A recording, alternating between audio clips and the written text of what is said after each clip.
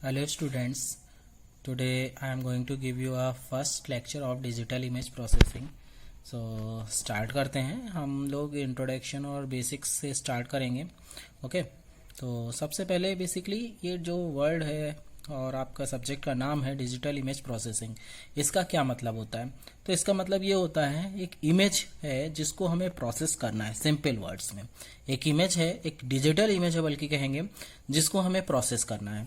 Okay तो image को process करने से क्या मतलब होता है. प्रोसेस का मतलब होता है उस पर हम कुछ काम करेंगे ताकि कुछ रिजल्ट आएगा.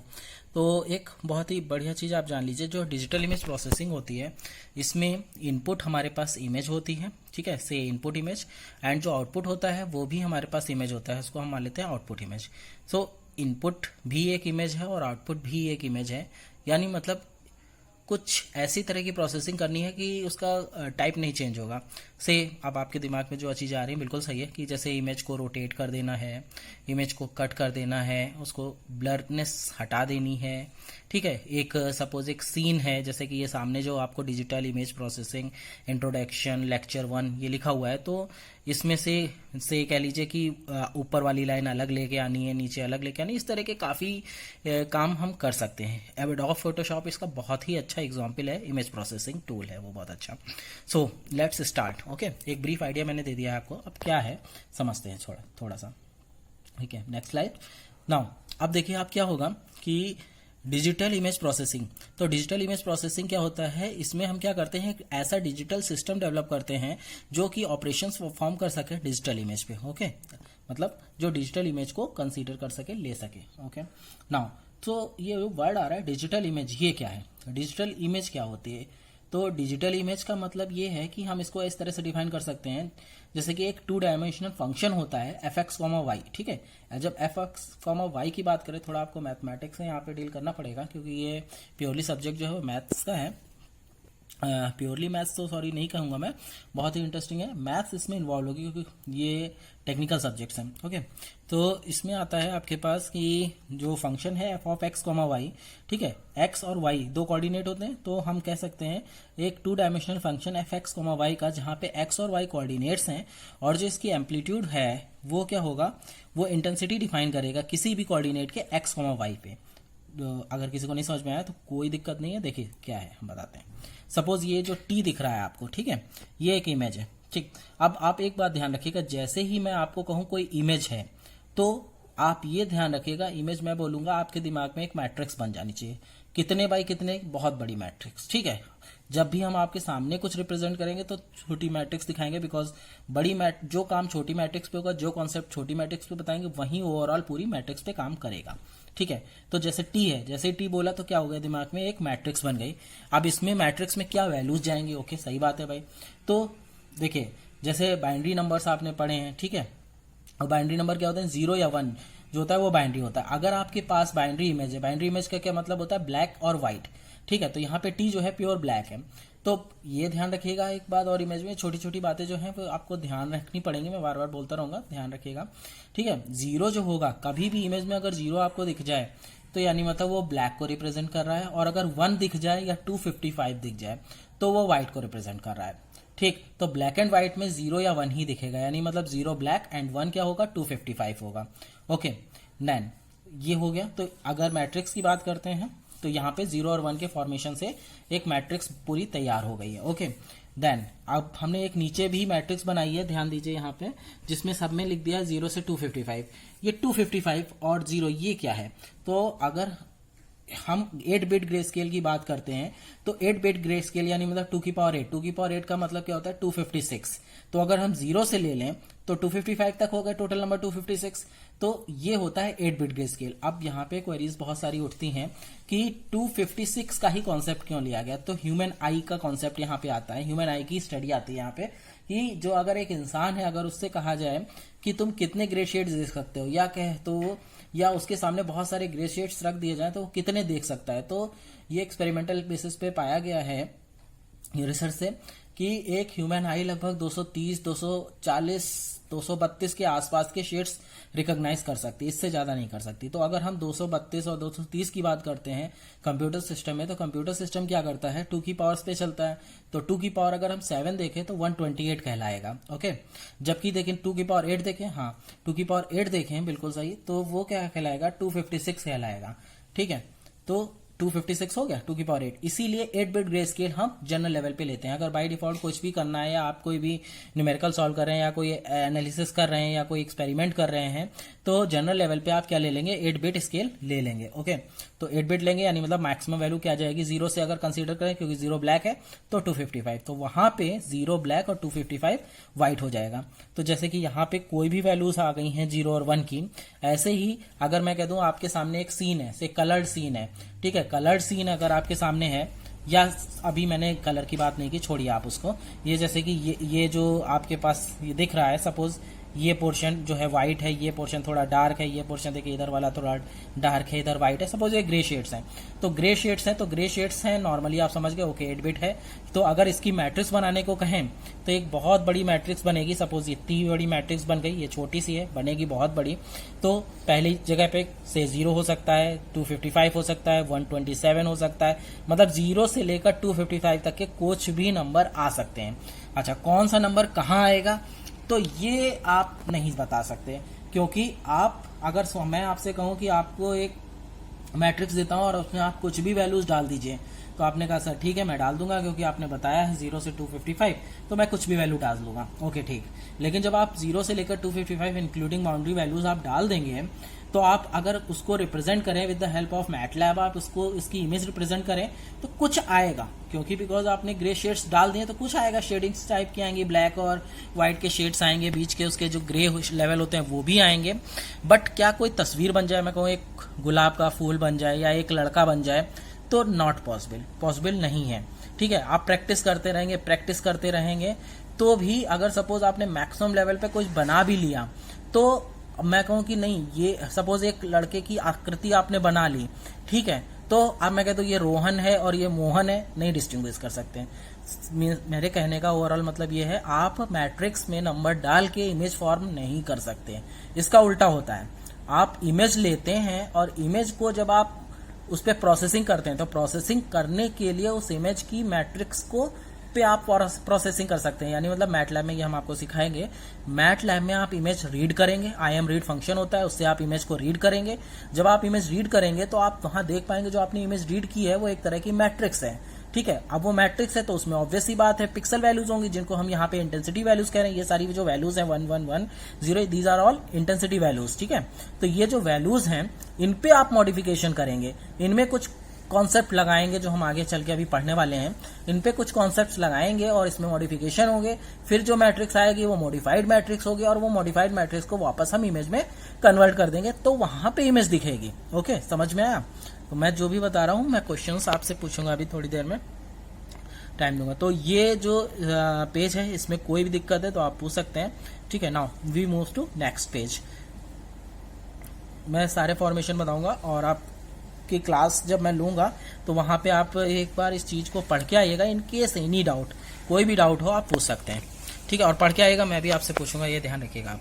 ठीक है, टर्मिनोलॉजीज। अब टर्मिनोलॉजीज जैसे कि है क्या, क्योंकि हम सब्जेक्ट पढ़ रहे हैं डिजिटल इमेज प्रोसेसिंग, बेसिक्स से शुरू किया है हमने, तो एक बात ध्यान रखिएगा कि कुछ टर्म्स भी आएंगे इसमें। तो जैसे कि लिख के आ रहा है रिजोल्यूशन। रिजोल्यूशन क्या होता है, तो बहुत नाम सुना होगा आपने इसका। तो रिजोल्यूशन बेसिकली होता क्या है कि एबिलिटी इमेज सिस्टम की कि वो प्रोड्यूस कर सके क्या, माइन्यूट डिटेल्स। मतलब रिजोल्यूशन क्या होता है कि उस इमेजिंग सिस्टम की वो एबिलिटी जो कि माइन्यूट डिटेल्स प्रोड्यूस कर सके, उसको कहते हैं resolution. Now resolution is divided into 2 parts. 2 part में डिवाइडेड होता है, 2 तरह के हो सकते हैं, बल्कि हो सकते नहीं, vertical resolution and horizontal resolution. तो आप अगर गैस करेंगे तो यहाँ पे आपका गैस गड़बड़ हो जाएगा। वर्टिकल रिजोल्यूशन का मतलब ये नहीं होता है कि वर्टिकली जो हो, और हॉरिजॉन्टल रिजोल्यूशन का मतलब ये नहीं जो हॉरिजॉन्टली हो। अब आप ध्यान दीजिए, थोड़ा सा टेक्निकल है क्योंकि यहाँ पे गैस थोड़ा सा गड़बड़ हो सकता है। यहाँ पे देखिए number of rose in a digital image, जैसे मैंने इमेज की बात की आपके दिमाग में एक फिगर बन गया, मैंने यहाँ पे ब्लैक और रेड से कर दिया है थोड़ा सा ताकि आप समझ सको। और यहाँ पे जो कॉर्नर है इसको ग्रे वो ऑरेंज टाइप का लग रहा है आपका।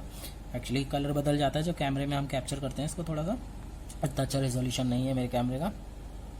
Number of rose in a digital image, तो नंबर ऑफ रोज कितनी है, 1 2 3 4 5 6 7 और 8, तो 8 रोज है, इसका वर्टिकल रिजोल्यूशन 8 कहलाएगा। ठीक, हॉरिजॉन्टल रिजोल्यूशन 1 2 3 4 5 6 7 8 9 10, आप देख लेना अगर गलत गिने हो तो। ठीक है, तो नंबर ऑफ कॉलम्स जो होंगे वो वर्टिकल रिजोल्यूशन कहलाएंगे। फिर आपको सर ये नाम क्यों ऐसा पड़ा, तो कॉन्सेप्चुअली समझिए। हॉरिजॉन्टल क्या होता है, हॉरिजॉन्टल होता, वर्टिकल क्या होता है, वर्टिकल जरूर, वर्टिकल माने सीधी लाइन, तो सीधी लाइन है, तो सीधी लाइन है, तो यही तो है सीधी लाइन है, ऐसे ऐसे सीधी लाइन है। तो आप अगर ऐसे करोगे, ये सीधी लाइनें हैं, तो इनको काउंट करोगे तो क्या होंगी, ये आएगा आपका वर्टिकल रिजोल्यूशन आना चाहिए। ठीक है, ये जो सीधी लाइनें है वर्टिकल रिजोल्यूशन आने, तो सीधी लाइनें ऐसे ऐसे गई हैं। ठीक है, नंबर ऑफ रोज, तो ये जो आपकी इतनी सीधी लाइनें गई हैं इसमें कितनी रोज बनी, आप ऐसे कर लो इस कॉन्सेप्ट को। ठीक है, नाउ हॉरिजॉन्टल रिजोल्यूशन, हॉरिजॉन्टल माने ये बेड़ा बेड़ा होता है, तो बेड़े बेड़े में देखो ये बेड़ा, एक बेड़ा है पूरा, तो मैट्रिक्स आप सिंपल एक जो ये हॉरिजॉन्टल लाइन खींची है, ठीक है, ऐसे इसमें कितने हैं ये काउंट कर लो कॉलम, भाई यहां से काउंट करो चाहे नीचे तक काउंट करो, बात तो एक ही है ना। तो यहां से काउंट कर लो 1 2 3 4 ऐसे ऐसे करते काउंट कर लो, ये तुम्हारा क्या हो गया, हॉरिजॉन्टल हो गया। वर्टिकल में वही कह रहा हूं मैं कि आपके पास ये बनी है। ठीक है, तो इसमें 1 2 3 4 5 6 इस तरह से काउंट कर लो। अब तुम्हें कॉन्सेप्ट समझ में आ जाएगा वर्टिकल रिजोल्यूशन का और हॉरिजॉन्टल रिजोल्यूशन का। तो कभी कभी एग्जाम्स में ये चीजें पूछ ली जाती हैं कि रिजोल्यूशन क्या होता है, वर्टिकल रिजोल्यूशन क्या होता है, हॉरिजॉन्टल रिजोल्यूशन क्या होता है। और एक बात ध्यान रखना, जब भी इमेज की बात करो तो तुरंत एक मैट्रिक्स बन जानी चाहिए जिसके अंदर आप वैल्यूज पुट कर सकते हैं। ठीक है, अपनी मर्जी से कोई वैल्यू दें। नाउ अब हमारे पास आता है कॉन्सेप्ट बिट डेप्थ। तो बिट डेप्थ को समझने के लिए जरा देखिए आप, to represent the pixel intensity value, ठीक है, सर्टेन बिट्स आर रिक्वायर्ड, यानी मतलब जैसे कि अभी हमने यहाँ पे एक ये देखा था, ये मैट्रिक्स है। ठीक है, तो इस मैट्रिक्स में बहुत सारी वैल्यूज भरी होंगी। ठीक है, वो वैल्यूज क्या होंगी, इंटेंसिटी वैल्यूज होंगी। इंटेंसिटी वैल्यूज बार बार क्यों बोल रहे हैं ये मैं भी आपको समझाऊंगा, अभी आप बेसिक समझ लीजिए, इसकी टर्मिनोलॉजी समझ लीजिए। ठीक, तो मैंने क्या कहा कि एक इमेज है जिसके अंदर बहुत सारी पिक्सल वैल्यूज भरी हैं। ठीक है, अब वो जो पिक्सल वैल्यूज हैं, ठीक, उनको रिप्रेजेंट करने के लिए क्या होगा भाई, कंप्यूटर सिस्टम है वो तो 0 1 को समझता है। तो अगर आपके पास सपोज पहले पिक्सल पे वैल्यू लिखी है वो f1,1, f1,1 आप समझ पा रहे हैं, यहाँ पे देख लीजिए फिर से, यहाँ पे जो पहला वाला ये है ये f1,1 है। सपोज यहाँ पे वैल्यू लिखी है से 120, ठीक है, 120 लिखी है, तो 120 जब लिखी है तो क्या होगा, बाइनरी नंबर सिस्टम अगर इसका आप करें, बाइनरी में कन्वर्ट करें तो 100 ऐसे कुछ होगा। ठीक है, तो 100 ऐसे कुछ होगा, तो वो 1, फिर उसके नीचे पीछे वाली एक समझ लो एक परत है, फिर उसके पीछे दूसरी, फिर उसके पीछे तीसरी, फिर उसके पीछे चौथी, पांचवी, छठी, इस तरह से है। तो उसमें एक एक डिजिट पड़ी हुई है। ठीक है, अब देखिए नहीं समझ में आया तो फिर से देख लीजिए, क्या है कि अगर वहां पे 150 लिखा है, ठीक है, ऐसे बहुत सारी वैल्यूज लिखी है, तो हर वैल्यू को रिप्रेजेंट करने के लिए कुछ नंबर ऑफ बिट्स की जरूरत होगी। ठीक है, तो जितनी नंबर ऑफ बिट्स की जरूरत होगी वो उसकी क्या कहलाती है, बिट डेप्थ। अब सबकी अलग अलग होगी, तो एक इमेज की बिट डेप्थ क्या होगी, जो मैक्सिमम वैल्यू होती है हमेशा बिट डेप्थ वही होती है, और बिट डेप्थ हमेशा 2⁸ में होगी। तो आपको कोई कंफ्यूजन की बात नहीं है। ठीक है, जो मैक्सिमम वैल्यू होगी वही बिट डेप्थ होगी। जैसे अगर हम बाइनरी इमेज की बात करें तो बाइनरी इमेज में बिट डेप्थ क्या होगी भाई, 0 है 1 है, तो बिट डेप्थ कितनी होगी उसकी, 0 और 1। मैक्सिमम वैल्यू क्या है 1, 1 को कितने बिट से रिप्रेजेंट किया जा सकता है, 1 बिट से। ठीक, ऐसे ही ग्रे स्केल इमेज की बात करें तो ग्रे स्केल इमेज की मैक्सिमम वैल्यू क्या होती है, 255। जब 255 वैल्यू होती है तो 0 से लेते हैं, तो 256 ले लीजिए, 256 होगी तो क्या रिप्रेजेंट उसकी बिट हो जाएगी 8। ठीक है, अब यहाँ पे आइए आप, तो इसी तरह से बाइनरी नंबर जो होते हैं उसकी वैल्यूज क्या होती है, बाइनरी होता है 2 ना, तो 2 होती है, तो 0 और 1 2 बिट चाहिए उसको रिप्रेजेंट करने के लिए, 0 या 1। अपने आप में उसको कितनी मैक्सिमम बिट चाहिए, 1 चाहिए। ठीक है, ओके। नाउ अब यहाँ पे एक वर्ड आता है गैमेट और पैल्टे। ठीक है, तो इसमें क्या होता है, set of all the colour that can be represented by the depth bit, मतलब बिट डेप्थ से मैक्सिमम कितने कलर के सेट बनाए जा सकते हैं, इसको ये कहते हैं। कुछ टर्म्स आपको याद करने होंगे। ओके, नाउ अगर आपके पास कुछ क्वेरीज आ जाएं जैसे कि total number of bits present in the image, तो आप क्या करेंगे, आपके पास सपोज एक मैट्रिक्स बनी हुई है, ठीक है, या आपको कुछ डेटा दिया हुआ है, नंबर ऑफ रोज ये हैं, नंबर ऑफ कॉलम्स इतने हैं, बिट डेप्थ इतनी है, तो आप बताइए नंबर ऑफ बिट्स कितनी होंगी, तो आप इस फॉर्मूले से बता सकते हैं। ना एक दो वर्ड और बहुत ही फेमस वर्ड हैं, ये काफी बार पूछे जा चुके हैं, फॉल्स काउंटिंग और चेकबोर्ड इफेक्ट। चेकबोर्ड इफेक्ट को पिक्सलाइजेशन एरर भी कहते हैं। तो अभी हमने आपसे कहा बिट डेप्थ आपको पढ़ाया, नंबर ऑफ पिक्सल्स आपको जो है कि नंबर ऑफ पिक्सल्स निकालना भी हम आपको बताएंगे। तो दो चीजों हैं, नंबर ऑफ पिक्सल्स और बिट डेप्थ। अगर इन दोनों में वेरिएशंस करें तो कोई ना कोई एक इफेक्ट हो जाता है। देखिए फॉल्स काउंटिंग क्या होती है, फॉल्स नंबर ऑफ पिक्सल्स अगर कांस्टेंट रखें, ठीक है, लेकिन बिट डेप्थ जो है उसको रिड्यूस कर दें तो क्या होगा, फॉल्स काउंटिंग अगर करेगी। और अगर हम नंबर ऑफ पिक्सल्स को जो है वो कम कर दें जबकि हम जो बिट डेप्थ है उसको रिटेन रखें, यानी मतलब उसको वैसा ही रखें, तो चेकबोर्ड इफेक्ट हो जाएगा। आप एनालाइज या इमेजिन कर सकते हैं थोड़ा सा। ये सपोज यहाँ पे 150 लिखा हुआ है, 247 एक हमने एक 3x3 की इमेज ले ली, ठीक है, इसमें कुछ वैल्यूज डाल दें। तो 3x3 की इमेज ली है, इसकी वैल्यूज को देखकर आपको लग रहा है ओके बिल्कुल सही कि ये 8 बिट है, तो इसकी बिट डेप्थ क्या हो जाएगी 8। अगर मैं इसकी बिट डेप्थ 8 हो जाएगी, यानी मतलब मैक्सिमम नंबर जो है इसमें 255 आपको दिख रहा है, इसको अगर हम रिप्रेजेंट करें तो 100 ऐसे कुछ आएगा, मतलब 10001 इसमें आएगा। अगर हम इसमें की कुछ बिट्स हटा दें, ठीक है, हर नंबर में से कुछ कुछ बिट हटा दें, तो बिट डेप्थ क्या हो गई इसकी, कम हो गई एक तरह से, ठीक है। तो जब बिट डेप्थ कम हो गई, लेकिन मैंने वैल्यूज कोई भी कम नहीं की, मैंने 9 वैल्यूज रखी थी, 9 वैल्यूज रखी, लेकिन हमने सब वैल्यूज की कुछ कुछ वैल्यूज हटा दी, तो वैल्यूज क्या होंगी, मॉडिफाइड हो जाएंगी, बदल जाएंगी, तो उसमें कुछ इफेक्ट आएगा उसमें कुछ, क्योंकि भाई एक इमेज थी जिसको रिप्रेजेंट करने के लिए इतने नंबर ऑफ बिट्स रिक्वायर्ड थी अच्छे लेवल पे। ये भी आगे पढ़ के हम समझेंगे बिट प्लेन स्लाइसिंग, ये सारी चीजें क्या होती हैं, ओके। तो हमको जो बिट नंबर ऑफ बिट्स की जरूरत थी उस इमेज को रिप्रेजेंट करने के लिए, वो तो गड़बड़ हो गई, क्योंकि पहले 8 बिट की जरूरत थी, अब आपने सपोज 4 बिट गायब कर दी सब में से, तो 4 ही बची, तो इसको क्या कहते हैं, फॉल्स काउंटिंग कहते हैं। ऐसे ही जब आप बिट डेप्थ को नहीं चेंज करेंगे, यानी मतलब bit depth number of bits जितनी रिक्वायर्ड है वो सपोज यहाँ पे 8 थी तो 8 ही है, लेकिन आपके नंबर ऑफ पिक्सल्स आपने खराब कर दिए, कम कर दिए, ठीक है, तो जब वो करेंगे तो क्या होगा, चेकबोर्ड इफेक्ट आ जाएगा, ओके। तो ये कुछ टर्म्स आपने अभी पढ़े हैं हाल ही में, चेकबोर्ड इफेक्ट हो गया, फॉल्स काउंटिंग हो गई, बिट डेप्थ हो गया, ठीक है। और ये देखिए आप फिर से बिट डेप्थ हो गया, ठीक। उसके बाद आपने कुछ फॉर्मूले भी पढ़े, रेजोल्यूशन पढ़ा, वर्टिकल रिजोल्यूशन पढ़ा, हॉरिजॉन्टल रिजोल्यूशन पढ़ा, ठीक है, ये सारी चीजें आपने पढ़ी हैं। इसके साथ साथ मैं आपको पीडीएफ फॉर्म में ये पीपीटी भी दे रहा हूँ, ठीक है, आप एक बार देख लीजिएगा, देन क्लास में आएगा तो कोई भी क्वेरी होगी, कितनी भी आपको प्रॉब्लम होगी, मैं आपको वहां पे समझा दूंगा, ठीक। नाउ एक चीज होती है ग्रे लेवल या इंटेंसिटी, ठीक, जैसा कि आपको मैंने अभी बताया था, हाँ बिल्कुल सही, कि the value of a function f of x comma y at every point index is represented by grey scale या इंटेंसिटी, ठीक है, बाई रो एंड कॉलम। जैसे कि वहां पे जो मैट्रिक्स बनी थी, उस मैट्रिक्स में हर f x comma y, f of 1 से शुरू होता है, यहाँ पे ध्यान रखना, अगर आप मैटलैब में काम करेंगे तो पहला जो वैल्यू होगी वो 1,1 पे होगी, यहाँ 0 नहीं होता, ठीक है, 0,0 नहीं होता, जैसे कि आप करेंगे यहाँ ये जो है ये f1,1 है, ये f1,2 है, ये f1,3 है, फिर 2,1 2,2 2,3, ठीक है, इस तरह से होता है। तो हर एफ एक्स कॉमा वाई पे जो भी वैल्यू आपकी लिखी है that is your grey scale value है, या आप उसको इंटेंसिटी वैल्यू कह सकते हैं, ठीक। अब बार बार वर्ड आ रहा है इंटेंसिटी, चलिए आपको समझा ही देते हैं। सपोज आपको इमेज कैसे दिखती है, आप बताइए, नॉर्मल सी बात है, इमेज कैसे दिखती है, आंखों तक पहुंचती है जो रोशनी उसी से दिखती है, बिल्कुल सही। तो मैं एक सीन डेवलप करता हूं, इमेजिन करिए कि एक सूरज है, ठीक है, सूरज है, मतलब सन, सूरज कोई लड़का नहीं है, सन, ठीक है, एक इंसान खड़ा हुआ है और उसके सामने एक पेड़ खड़ा हुआ है। तो क्या है, सूरज की रोशनी पेड़ पे पहुंच रही है और पेड़ से टकरा के वो इंसान की आंख तक पहुंच रही है, इसलिए उसको वो पेड़ दिख रहा है, ठीक। यानी मतलब सूरज जो सन है वो ट्री एक ऑब्जेक्ट है, वो क्या कर रहा है, एक सोर्स जो है वो एक ऑब्जेक्ट को इल्यूमिनेट कर रहा है, और उस ऑब्जेक्ट से रिफ्लेक्ट होती हुई लाइट जो आंखों तक पहुंच रही है, उस रिफ्लेक्शन की वजह से हमें वो पेड़ दिख रहा है, ठीक। अब आप फिर मेरी बात पे आइए, मैंने कहा पेड़ दिख रहा है, पेड़ एक इमेज है, तो जैसे ही मैं बोलता हूं एक इमेज है, आप तुरंत अपने दिमाग में क्या करिए, उसकी मैट्रिक्स बना लीजिए, ओके, ठीक, मैट्रिक्स बना ली। अभी कितने बाई कितने की, सपोज 100 क्रॉस 100 की मैट्रिक्स बना ली।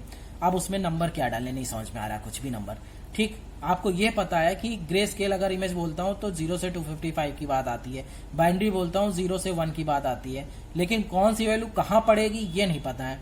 तो आप ये देखिए, थोड़ा और एनालाइज करिए कि अब उस पेड़ से रिफ्लेक्ट होती हुई लाइट हमारी आंखों तक पहुंच रही है, तो उसके पेड़ के हर एक माइन्यूट पार्टिकल से लाइट हमारे तक पहुंचेगी। तो किसी पार्टिकल से जो लाइट पहुंच रही है वो उसकी इंटेंसिटी, उसकी घनत्व जो होगी वो कम होगी, किसी की ज्यादा होगी, किसी की तेज होगी।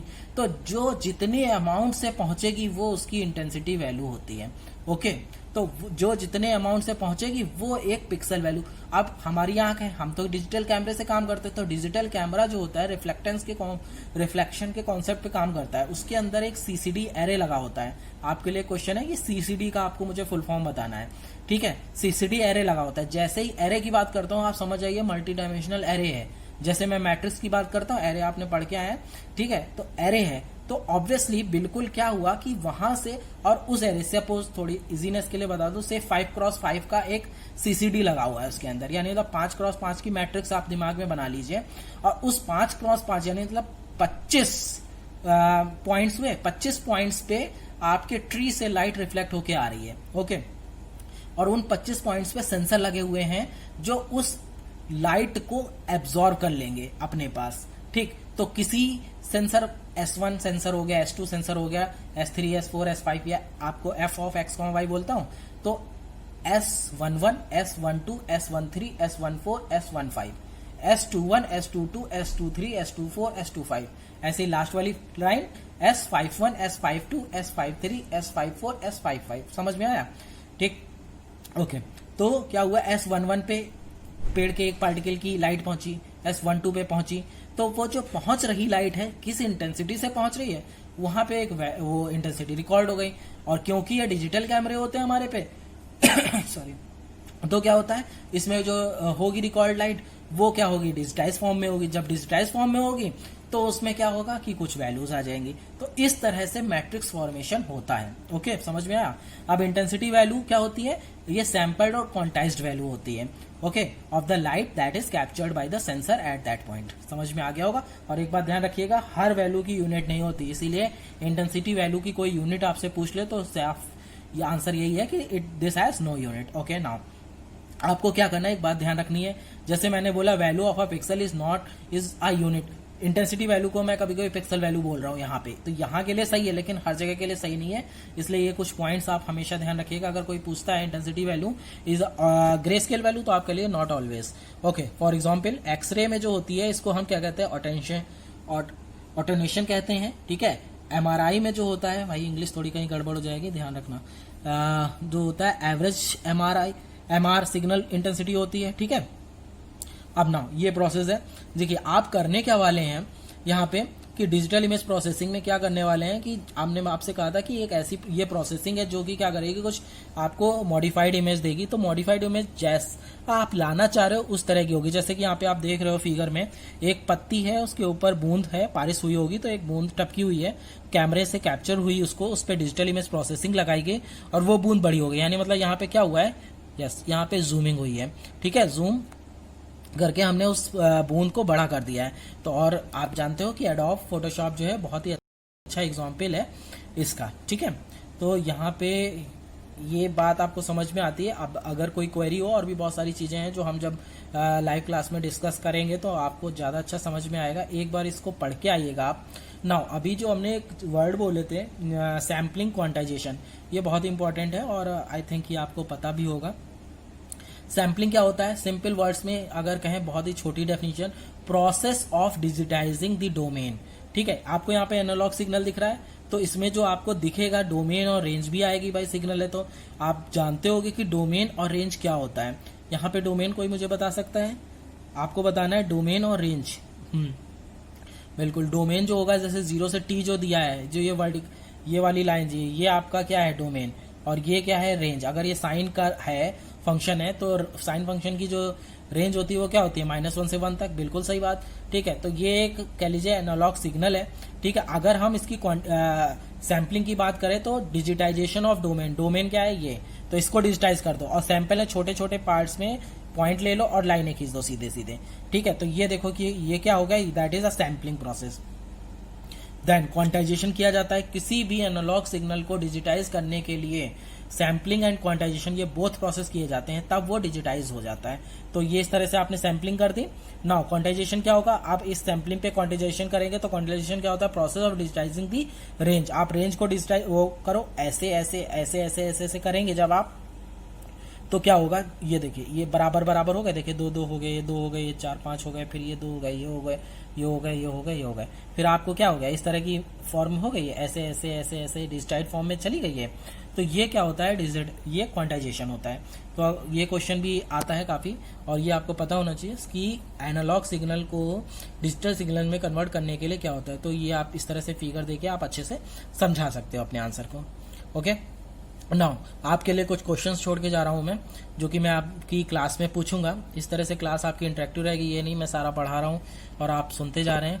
ठीक है, आप इसको पढ़िए, समझिए और क्वेरीज करिए और मुझसे क्वेश्चन पूछिए और मैं भी आपसे क्वेश्चन पूछूंगा। तो क्वेश्चन ये आपके लिए, पिक्सल क्या होते हैं, वॉक्सल क्या होता है, ये आप मुझे बताएंगे। पिक्चर और इमेज में क्या डिफरेंस होता है, ये बताएंगे। ठीक है, इमेज टाइप्स, इमेज कितनी तरह की हो सकती है, जैसे मैंने हिंट में बोल दिया है, binary, grey scale, colour bit की बात मैंने अभी नहीं किया, आप पढ़िएगा, मैं भी बताऊंगा आपको। अच्छा, एक बहुत अच्छा क्वेश्चन है सबके लिए, ways of acquiring the image, माने आपको इमेज दिख रही है, तो मैं इसका एक आंसर दे रहा हूं और आंसर आपसे चाहूंगा। आपको इमेज दिख रही है, आप उसको कैसे एक्वायर करोगे, मतलब सिंपल सी बात है, इमेज किस तरह से देखी जा सकती है, या एनालाइज मतलब कह लो कि एक्वायर की जा सकती। देखने का मतलब तो आंखों से ही हुआ, खैर सारी चीजें इमेज की बात करें तो देखेंगे ही, तो एक्वायर कैसे की जा सकती है। फॉर एग्जांपल मैंने आपको एग्जांपल दिया था, पेड़ को देख रहा है एक इंसान, तो with the help of concept of reflectance, reflectance के कॉन्सेप्ट से हम इमेज को एक्वायर कर सकते हैं। क्या ऐसे और भी तरीके हैं जिससे इमेज को एक्वायर किया जा सकता है? अगर हैं तो आप मुझे ढूंढ के बताएंगे। Then application of digital image processing, अब हम DIP बोलेंगे इसको, बार बार हम डिजिटल इमेज प्रोसेसिंग, इतना बड़ा भारी वर्ड नहीं बोलेंगे, ठीक है, DIP। ठीक है, तो एप्लीकेशंस मतलब डिजिटल इमेज प्रोसेसिंग जो है, DIP जो है, इसकी एप्लीकेशंस क्या क्या होंगी। एक बार फिर से आते हैं, थोड़ा सा जल्दी से कर लेते हैं, काफी बड़ा लेक्चर हो गया, लेकिन बेसिक्स हैं, अगर आप एक बार गो थ्रू जाएंगे तो ज्यादा मैंने कुछ नहीं बताया, फर्स्ट लेक्चर से इतना नॉर्मल है। आपने डिजिटल इमेज प्रोसेसिंग क्या होती है ये समझा है, डिजिटल इमेज क्या होती है ये समझा है, ये डेफिनेशन बहुत ध्यान रखिएगा। अच्छा, कुछ बुक्स में डेफिनेशन दी होगी कलेक्शन ऑफ पिक्सल्स। अगर हम कहें कि व्हाट इज द इमेज या व्हाट इज डिजिटल इमेज, तो कलेक्शन ऑफ पिक्सल्स, ये डेफिनेशन गलत है।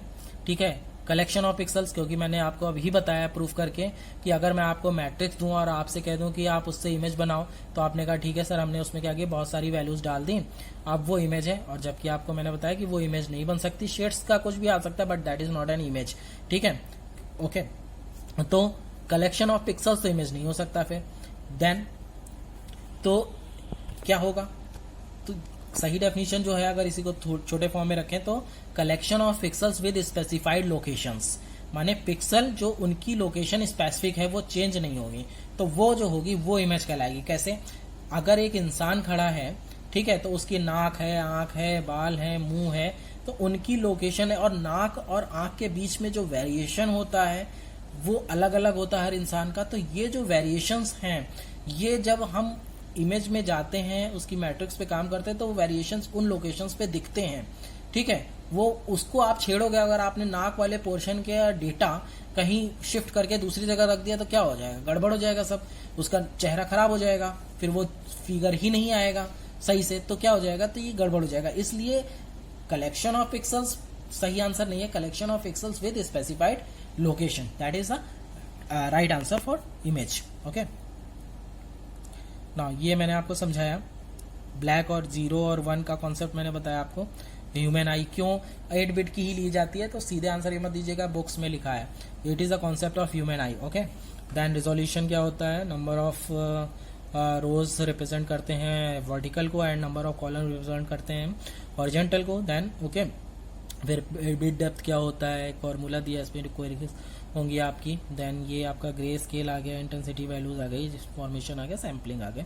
सो थैंक यू, ये आपके लिए कुछ क्वेश्चंस हैं, और आप लोग सब लोग का अक्सर पूछते हैं ना कि कौन सी बुक पढ़नी चाहिए, कौन सी नहीं पढ़नी चाहिए, सर कौन सी बुक बता दीजिए अच्छी है। तो सबसे पहले तो ये कि आप मेरे नोट्स पढ़ लीजिए और जो वीडियो लेक्चर है आप उसे देख लीजिए, दैट आर वेल सफिशियंट, और वो आपके सारे क्वेश्चंस के आंसर दे देंगे।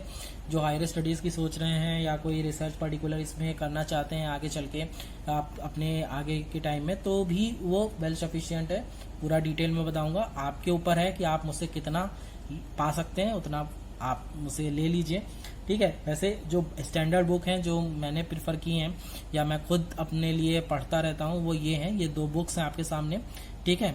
एक गौंसले की बुक है जो बहुत ही स्टैंडर्ड बुक है, अक्सर रिसर्च में यूज़ भी की जाती है, एंड एक एस सिरधर की जो है बुक, ये सिंपल सी बुक है, इसमें आपको बहुत सारे सिंपल फॉर्म में मिल जाएगा। अगर आपको कम लेवल पे पढ़ना है तो एस सिरधर अच्छी है, अगर हायर लेवल पे पढ़ना है तो आपको गौंसले की बुक सबसे बेस्ट बुक है इमेज प्रोसेसिंग के लिए।